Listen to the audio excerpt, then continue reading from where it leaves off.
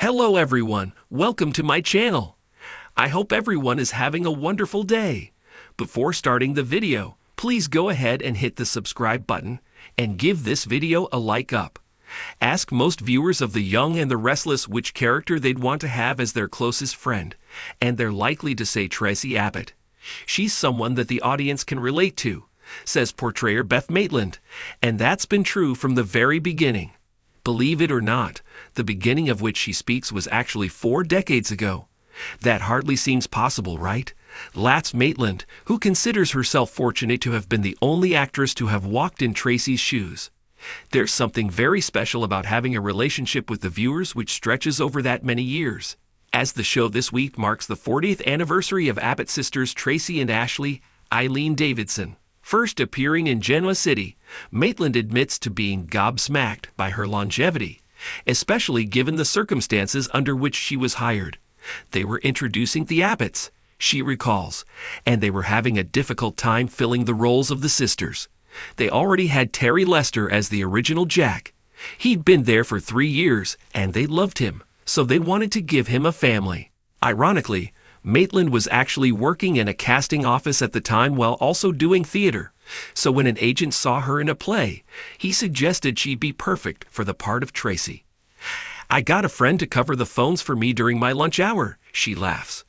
"A day later, I was called back. They hired me on Thursday. I went to the studio for costume fittings on Friday and started on Monday. It happened so quickly because they had episodes they wanted to begin taping. I signed a 3-year contract, but I was sure it wouldn't run that long.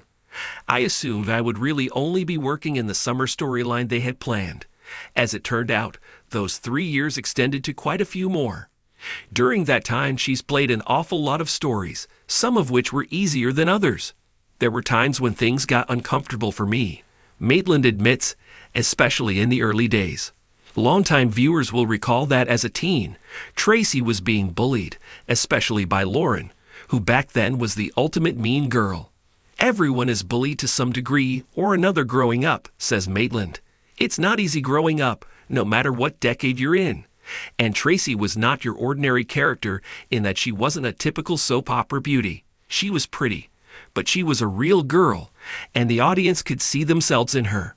Not coincidentally, the actress also was able to relate to the young woman into whom she was breathing life.